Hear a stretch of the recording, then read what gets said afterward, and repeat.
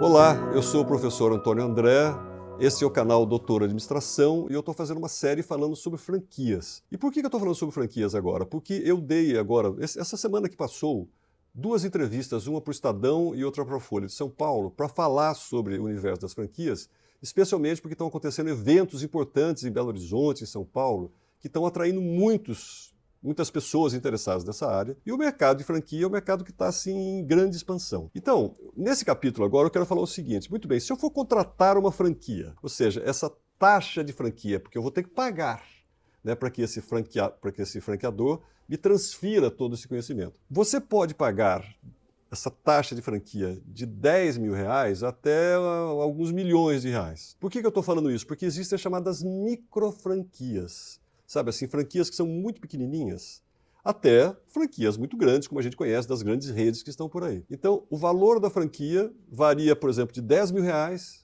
até, como falei para vocês, muitos milhões de reais. Então, precisa entender qual é o capital que você está disposto a pagar por isso. A outra coisa é o seguinte, o franqueador, para transferir para você todo esse conhecimento, ele vai cobrar uma taxa que, na realidade, é um royalties, ou seja, é um valor que ele cobra sobre o seu faturamento bruto. Esse valor pode variar entre 4% e 10% do seu faturamento bruto, não se esqueça disso. Existem até microfranquias que não cobram nada, você paga um determinado valor para ele, paga lá 20 mil, e ele transfere para você o conhecimento e você não precisa pagar royalties. Então você precisa entender, primeiro, qual é o valor para a compra da franquia. Depois, quanto você vai ter que pagar de royalties, quantos por cento do seu faturamento você vai ter que pagar por mês para ele. Se você, nessa sua franquia, você vai vender produtos que o franqueado entrega, então, por exemplo, redes de cosméticos, redes de beleza, onde eles têm todos os produtos e eles entregam tudo para você, o que vai acontecer? Provavelmente, ele vai cobrar de você um valor que pode corresponder entre 20% e 40%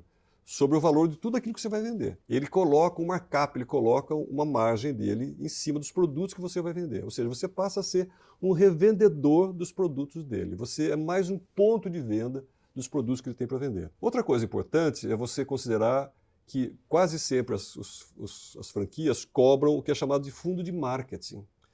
Esse fundo de marketing é um valor que ele cobra sobre o faturamento de cada franqueado para poder exatamente investir na divulgação dessa marca, para trazer mais público para você, baseado no investimento em marketing que eles fazem. Esse investimento, esse fundo de marketing, normalmente ele pode variar entre 2% a 5% do seu faturamento. Então veja que ter a franquia significa o seguinte, você arranjou um sócio.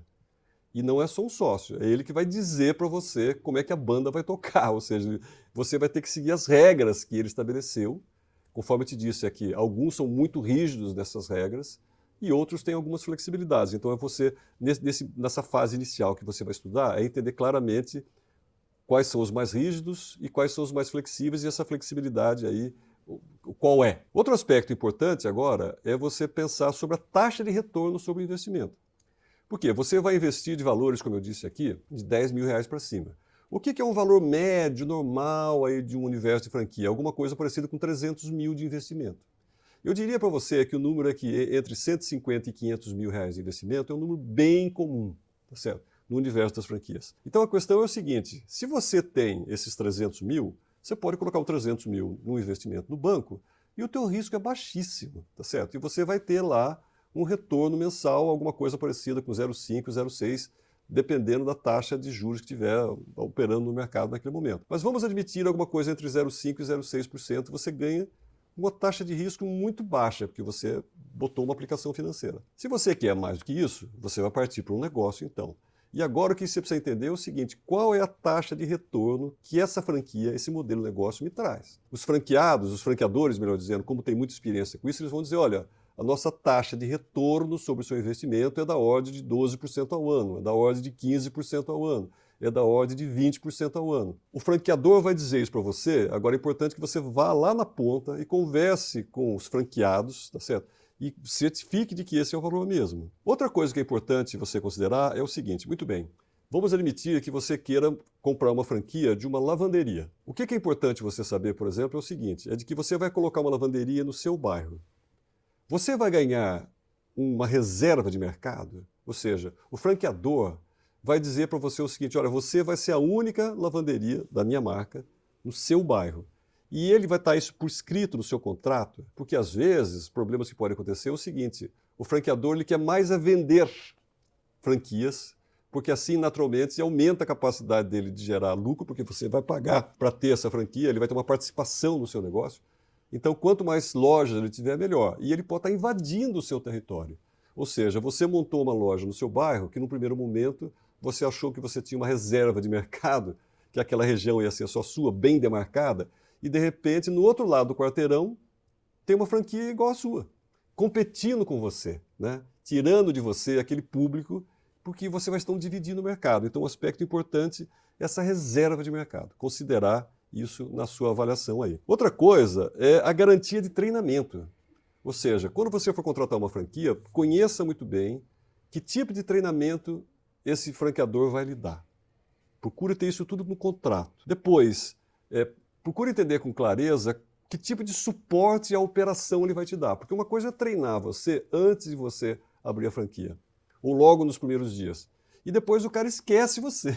Então, é entender o suporte que ele vai te dar ao longo de toda a operação do negócio, enquanto a sua franquia estiver operando, e com que tipo de transparência essa relação vai acontecer.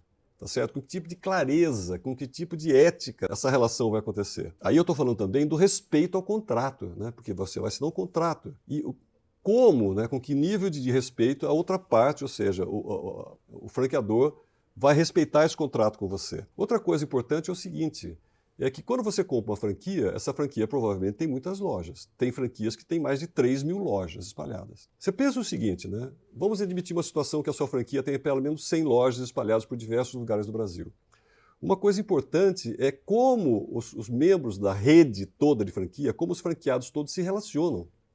Porque muitas vezes o franqueador, ele faz reuniões que podem ser mensais, elas podem ser semestrais, elas podem ser online, ela pode ter uma reunião presencial, por exemplo, a cada semestre. Para quê? Para haver troca de experiências, para que os franqueados, todos eles, possam fazer eventualmente suas reclamações, as suas sugestões, os seus pedidos de melhoria, os seus pedidos para ter mais suporte do franqueador. Então, como é que é o relacionamento com a rede? Existe essa troca de experiência entre os franqueados? Porque isso é uma coisa muito importante, né?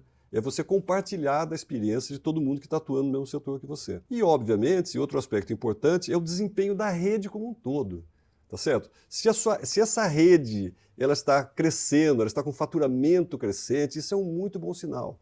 Você observar o seguinte, olha, qual foi o seu histórico? Você vai perguntar para o franqueador. O franqueador vai dizer, olha, eu comecei com 10 lojas há 10 anos atrás e hoje eu tenho 200 lojas. Puxa vida, né?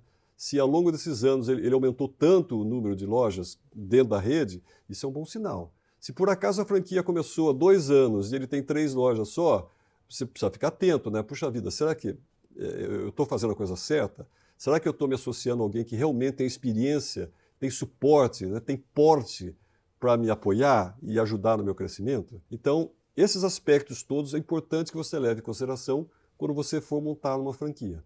Vou falar mais sobre isso nos próximos capítulos, continue assistindo aí.